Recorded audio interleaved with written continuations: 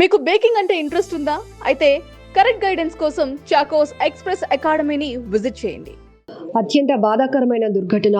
Oman తీరంలో వాణిజ్య నౌకపై America జరిపినటువంటి దాడిలో 3 భారతీయులు కన్నుమూశారు. వారిలో విశాఖకు చెందినటువంటి ఒక వ్యక్తి కూడా ఉన్నారు. సో ఈ సమాచారం కుటుంబ సభ్యులకు తెలిసిన వెంటనే ఒక్కసారిగా ప్రతి ఒక్కరూ తీవ్ర దిగ్భ్రాంతిలోనికి వెళ్ళిపోయారు. ప్రస్తుతం అయితే విశాఖ శ్రీహరిపురంలో ఉన్నటువంటి వాళ్ళ ఇంటి దగ్గర ఉన్న మెరైన్ ఇంజనీర్గా ఆయన ఎప్పటి నుంచి పనిచేస్తున్నారు. కుటుంబ సభ్యులకి అధికారికంగా ఇన్ఫర్మేషన్ ఎలా వచ్చిందనే విషయాలు తెలుసుకుందాం.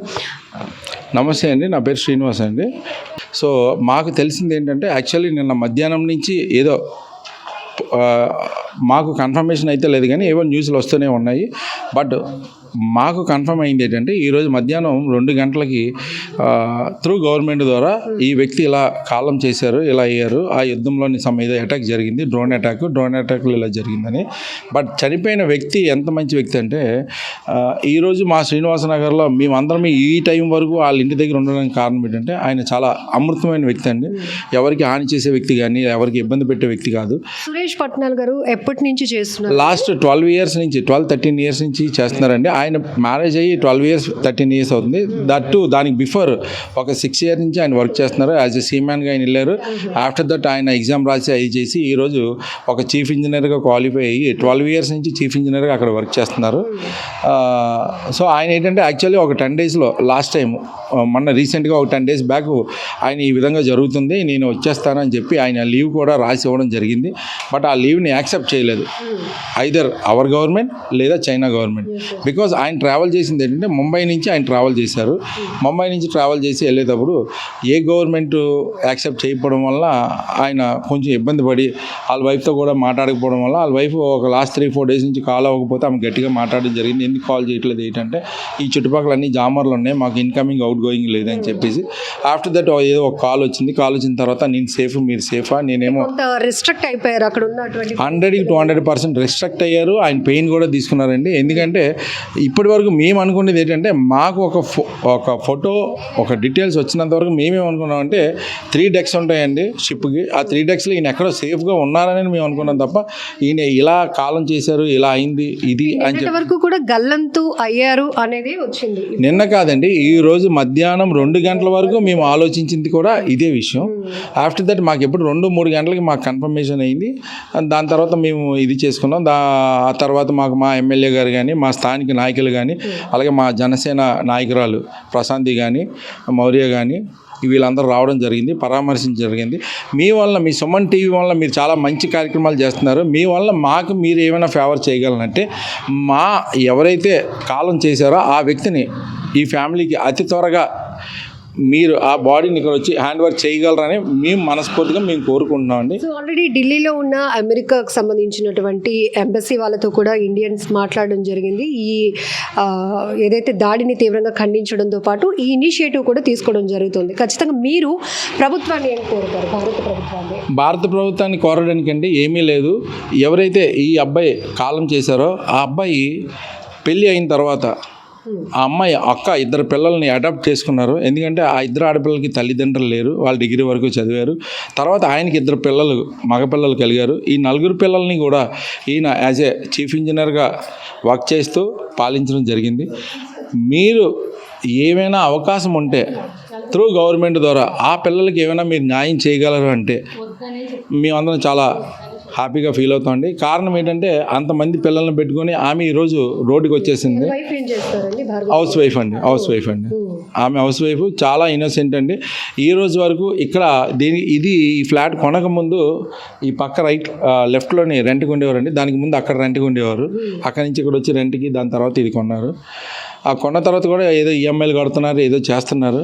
బట్ ఆయన అయితే మాత్రం నిజంగా ఆయన లేని లోటు ఆ ఫ్యామిలీకి ఎవరు అంటే అది మనం సమకూర్చలేమండి. ఎందుకంటే అంతమంది పిల్లల్ని గైడ్లైన్స్ చేస్తూ అన్నీ చేస్తూ అంటే ఈరోజు మేము సొసైటీ తరఫున మేము ఏదో ఫండ్గా ఇది చేసి పట్టుకెళ్ళి ఇచ్చిన ఆ పిల్లల్ని అంత సక్రమంగా నడిపించే తల్లిదండ్రులు దొరకడం వాసులుగా మీరే ఒక షాక్ అయిపోయారు. అట్లాంటిది వాళ్ళ వైఫ్ భార్గవి కానీ సురేష్ గారు వాళ్ళ పేరెంట్స్ పూర్తిగా కోలుకోలేని పరిస్థితిలో ఉన్నారు. ఈరోజు ఏజ్ ఎంతండి వాళ్ళ పిల్లల ఏజ్? అబ్బాయికి ఒక అబ్బాయికి 13 ఏళ్ళు అండి, ఒక అబ్బాయికి 9-10 ఏళ్ళు ఉంటాయండి. ఆడపిల్లలు అంటే డిగ్రీ చదివారు. వాళ్ళని ఇప్పటి వరకు డిగ్రీ వరకు చదివించాడు. రేపు పొద్దున్న ఫ్యూచర్లో ఏదో చేయొద్దామని ఆలోచన. నిజంగా చెప్తున్నాను, అసలు ఆ పిల్లలు ఎలా అవుతారు, ఆ భార్య ఎలా అవుతుంది. ఈరోజు వాళ్ళ ఫ్యామిలీ అంతా కొలాప్స్డ్ అండి. అంటే ఒక బిల్డింగ్, ఒక పిల్లర్కి ఒక బాంబు పెడితే బిల్డింగ్ ఎలా కూలిపోద్దో అటువంటి సిచ్యువేషన్ ఎదురైంది.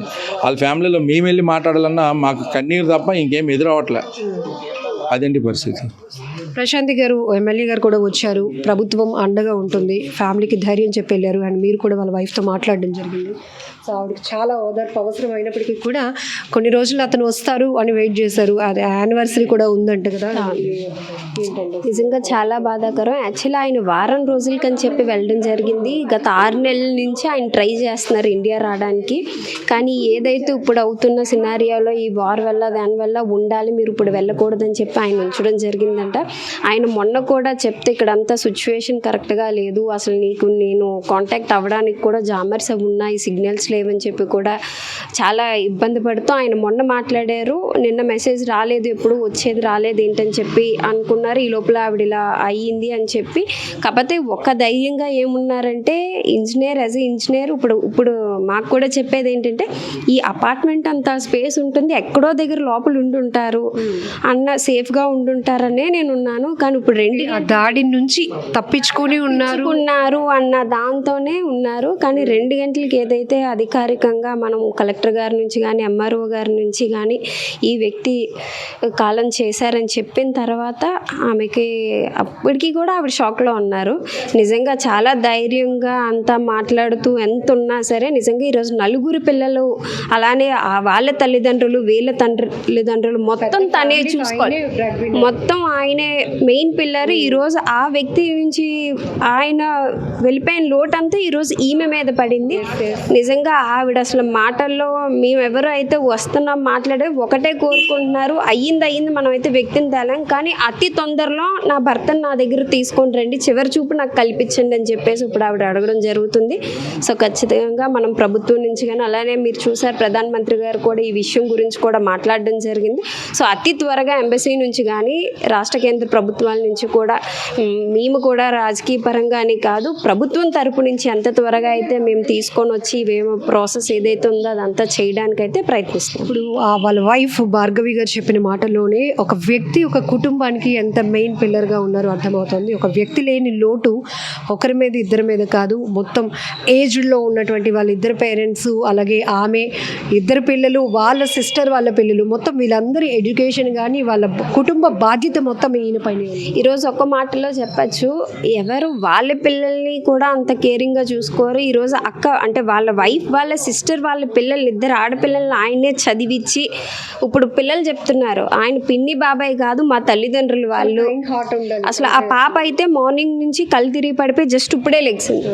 అంతలాగా ఎఫెక్షన్ పిన్ని బాబాయ్ అంటే కాదు, తల్లిదండ్రుల మీద అలా ఉండి చూసుకున్న వ్యక్తి ఈరోజు లేరు అనేసరికి నిజంగా ఫ్యామిలీ మొత్తం అయితే ఏ విధంగా దాన్ని తీసుకోవాలన్న దాంట్లో కూడా వాళ్ళు లేరండి. మొత్తం అంతా కూడా ఒక తెలియని స్టేజ్లో అయితే ఫ్యామిలీ మొత్తం ఉంది. సో మనం ఎంతవరకు కన్సల్ట్ చేయాలో అన్ని విధాలుగా చేసి సహాయ సహకారాలు అయితే అందించడానికి వచ్చాము ఈరోజు. అమ్మ మీకు ఎన్ని గంటలకమ్మా అంటే డిక్లరేషన్గా ఎవరైనా మాట్లాడారా మీతో?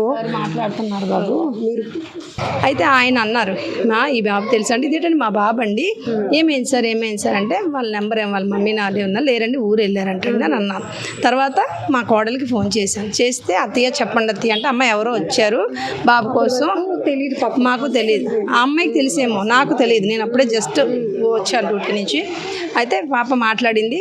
తర్వాత మా బావగారు కూతురికి ఫోన్ చేశాను, ఇంకెవరైనా ఉన్నారమ్మా అంటే మా బావగారు కూతురు తెలిసేమో అని చెప్తే మా బావగారు కూతురుతో మాట్లాడారు. తర్వాత మేము ఇలా వచ్చేసాం అంతే.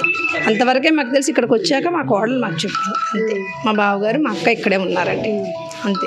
ఏం జరిగింది అనేది కూడా మాకు తెలియలేదండి. ఇప్పుడు మా కోడలు వచ్చి చెప్పిన తర్వాత మాకు తెలిసింది అంతే.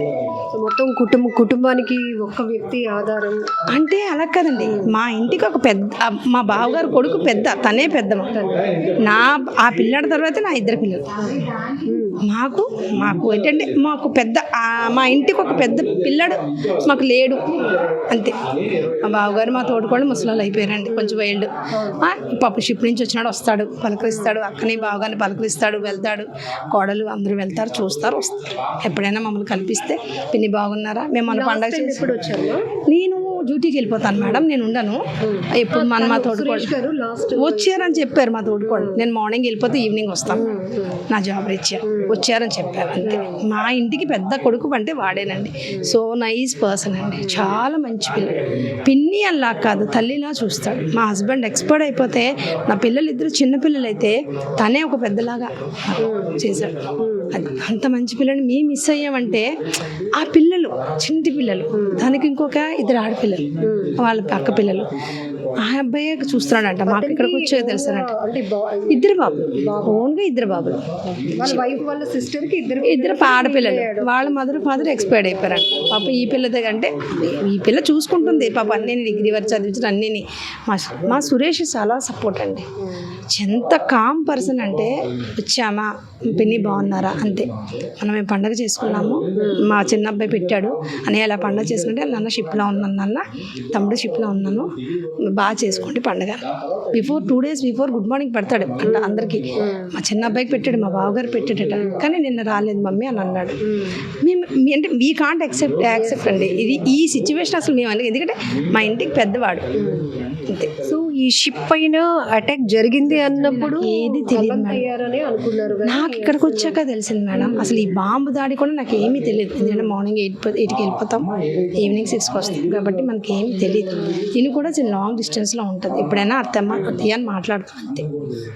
సో ఎవరిని కదిలించినా ఒకటే కన్నీళ్ళు వస్తున్నాయి. సురేష్ అనే పర్సన్ ఒక మంచి వ్యక్తిని చెప్పండి. ఒకటి తనకి గవర్నమెంట్ ద్వారా ఆ బాడీ ఒకటి తెప్పించడం, ఇంతమంది ఛానల్స్ ద్వారా మేము చేసే రిక్వెస్ట్ ఒకటే, ఆ తల్లి బాధ అర్థం చేసుకోండి, తనకి న్యాయం చేయండి అంతే. అదొక్కటే మేము కోరుకుంటున్నాం, మీరు అందరూ మాకు అదే చేయొచ్చు. ఒక తల్లిలాగే నన్ను చూసుకున్నాడు, నా పిల్లల్ని కూడా తను ఒక పెద్ద అన్నయ్యగా, ఎందుకంటే కుటుంబంలో అతనే పెద్ద అని చెప్తున్నారు. మరొక వైపు కాలనీ వాసులు కూడా మాట్లాడుతూ చాలా మంచి పర్సన్ని మేము మిస్ అయ్యాము అంటే చాలా షాక్లో ఉన్నాము. అలాంటిది వాళ్ళ వైఫ్ కోలుకోవటానికి చాలా కష్టం, ఎందుకంటే ఆమె ఒక్కసారిగా షాక్ అయిపోయింది. ఇక్కడ వాళ్ళ పిల్లలు ఇద్దరైతే మళ్ళీ వాళ్ళ వైఫ్ భార్గవి వాళ్ళ సిస్టర్కి సంబంధించినటువంటి ఇద్దరు పిల్లలు కూడా వీళ్ళే చూసుకుంటున్నారు.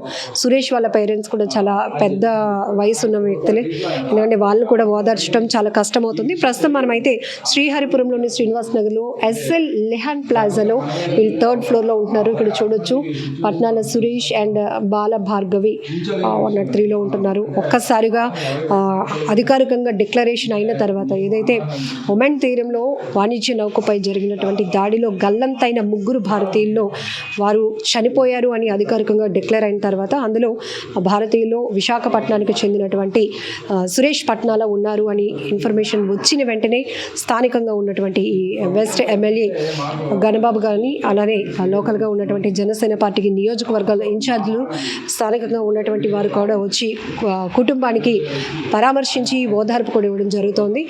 ఖచ్చితంగా చెప్పొచ్చు, భారత ప్రభుత్వాన్ని, కుటుంబం కానీ, కాలనీ వాసులు కానీ, ఊరంతా ఏకమై అడిగే రిక్వెస్ట్ ఒకటే, బాడీని ఇంటికి రప్పించండి, ఇంటికి తెప్పించండి.